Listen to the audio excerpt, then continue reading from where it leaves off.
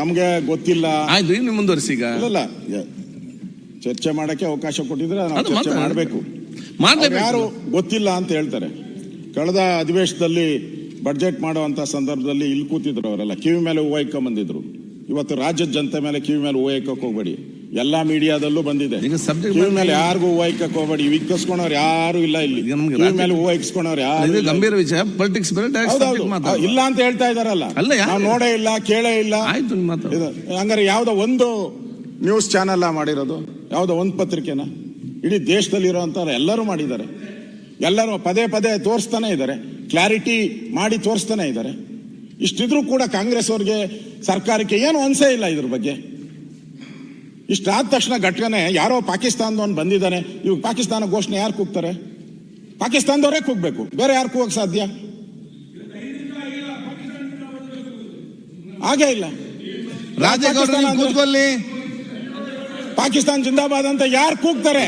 ಪಾಕಿಸ್ತಾನದವರೇ ಯಾರು ಕೂಗಕ್ಕೆ ಸಾಧ್ಯನೇ ಇಲ್ಲ, ಸಾಧ್ಯನೇ ಇಲ್ಲ. ಬೇರೆ ಯಾರು ಕೂಗ್ತಾರೆ? ಭಾರತ ಮಾತೆ ಅನ್ನ ತಿಂದಿರೋರು, ಭಾರತ ಮಾತೆ ನೀರು ಕುಡ್ದಿರೋರು ಯಾರು ಪಾಕಿಸ್ತಾನ ಜಿಂದಾಬಾದ್ ಅಂತಾರೆ? ಇವತ್ತು ಪಾಕಿಸ್ತಾನದವರೇ ಕೂಗಿರೋದು, ಅಲ್ಲಿ ಪಾಕಿಸ್ತಾನದವರೇ ಕೂಗಿರೋದು. ನಮ್ಗೆಲ್ಲ ಭಯ ಆಗ್ತಾ ಇದೆ. ಇನ್ನೆಷ್ಟು ಜನ ಭಯೋತ್ಪಾದಕರೆಲ್ಲ ಒಳಗಡೆ ಇದಾರೋ ಗೊತ್ತಿಲ್ಲ. ಅಷ್ಟು ಜನ ಬಂದಿದ್ದಾರೆ. 10 ಜನ ಅಂತಂದ್ರೆ ಇನ್ನೆಲ್ಲೆಲ್ಲಿ ಮೂಲೆ ಇರ್ಬೋದು. ಸೇಫ್ಟಿ ಯಾರಿಗೆ? ಕರ್ನಾಟಕದ ಜನ ಯೋಚನೆ ಮಾಡೋದೇನು? ನಾವು ಕರ್ನಾಟಕದಲ್ಲಿ ಸೇಫ್ಟಿ ಇದ್ದೀರಿ ಅಂತೇಳಿ. ಎಲ್ಲಿದೆ ಸೇಫ್ಟಿ?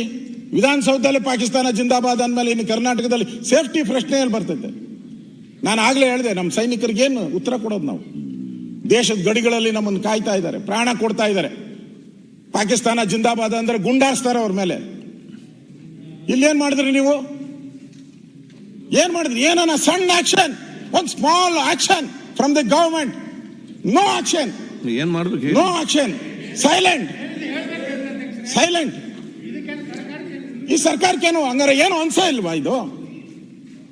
ಹಂಗಾರೆ ಮಾಧ್ಯಮದವರೆಲ್ಲ ಸುಳ್ಳಾದ್ರೆ ಅವ್ರ ಮೇಲೆ ಹಾಕಿ ಕೇಸು. ನಾನು ಮಾತಾಡಿ ನನ್ನ ಮೇಲೆ ಹಾಕಿ ಕೇಸು, ಜೈಲ್ಗೆ ಹಾಕಿ, ನಮ್ಮನ್ನೆಲ್ಲ ಜೈಲ್ಗೆ ಹಾಕಿ. ರೆಡಿ ಇದ್ದೀರೋ? ಓಕೆ, ಜೈಲ್ಗೆ ಹಾಕಿ. ಏನು ಅನ್ಸೇ ಇಲ್ಲ, ಯಾರು ಬಂದೇ ಇಲ್ಲ, ನೋಡೇ ಇಲ್ಲ. ಆಗಿದ್ದ ಇನ್ಸಿಡೆಂಟ್ ಒಬ್ಬ ಅಧಿಕಾರಿನೂ ಇಲ್ಲ ಇಲ್ಲಿ. ನಾವು ಬಂದು ಪೊಲೀಸ್ ಸುಮೋಟೋನು ತಗೊಬೇಕಾಯ್ತು. ಅವರು ಸುಮೋಟೋ ಕೇಸ್ ತಗೊಂತಾರೆ ಎಲ್ಲರ ಮೇಲೂ. ಯಾರನ ಏನಾನ ಒಂಚೂರು ಗಲಾಟೆ ಆದ್ರೆ ಸುಮೋಟೋ ಕೇಸ್ ತಗೊಂತಾರೆ. MLA ಗಳ ಮೇಲೆ ತಗೊಂತೀರಾ? ಅವರ MLA ಇಲ್ದಿದ್ರು ಅವ್ರ ಮೇಲೆ ಕೇಸ್ ಹಾಕ್ತೀರಾ? ಇಲ್ಲಿ ಪಾಕಿಸ್ತಾನ ಜಿಂದಾಬಾದ್ ಅಂದ್ರೂ ಕೂಡ ವಿಧಾನಸೌಧದಲ್ಲಿ ಅಂದ್ರೆ ಏನು ನೋ ಕೇಸ್ ಅಂತಂದ್ರೆ ಏನು ಆಯ್ತು?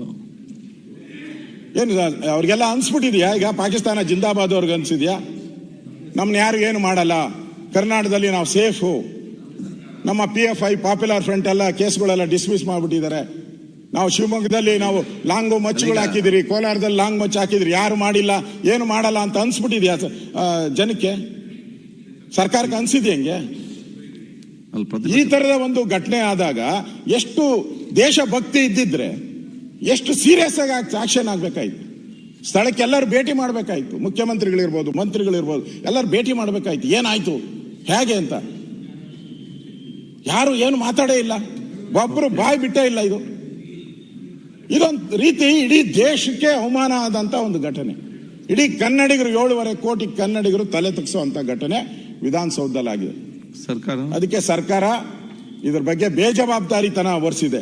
ಸರ್ಕಾರ ಇದನ್ನ ಅವ್ರನ್ನೆಲ್ಲ ಮುಚ್ಚಾಕಿ ಅವ್ರನ್ನೆಲ್ಲ ಬಿಟ್ಟಿದ್ದಾರೆ, ಅವ್ರನ್ನ ಆರಾಮ್ಸೆ ಹೋಗಿ ಆರಾಮ್ಸೆ ಕಳಿಸಿದ್ದಾರೆ ಅಂತ ಹೇಳಿದ್ರೆ ಏನ್ ಯಾರಿಂದ ಇದ್ದಾರೆ? ಇದರಿಂದ ಯಾರಿದ್ದಾರೆ ಹಿಂದೆ? ಕರ್ಕೊಂಬಂದವ್ರು ಯಾರು? ಅವ್ರನ್ನ ಕಳ್ಸಿಕೊಟ್ಟವ್ರು ಯಾರು? ಬಿರಿಯಾನಿ ಕೊಟ್ಟು ಕಳಿಸ್ತವ್ರು ಯಾರು? ಅವ್ರನ್ನ ಗೊತ್ತಾಗಬೇಕು ಜನಕ್ಕೆ, ಕನ್ನಡಿಗರಿಗೆ ಗೊತ್ತಾಗಬೇಕು ಯಾರು ಕಳಿಸಿದ್ರು, ಕರ್ಕೊಂಬಂದು ಯಾರು ಅವ್ರನ್ನ ಸೇಫ್ ಆಗಿ ಕಳಿಸಿದ್ರು ಅಂತೇಳಿ. ಇಷ್ಟು ಘಟನೆ ಆದ್ರೂ ಪೊಲೀಸರು ಯಾರನ್ನ ಹುಡುಕಿದಾರ? ಯಾರನ್ನೂ ಇಲ್ಲ.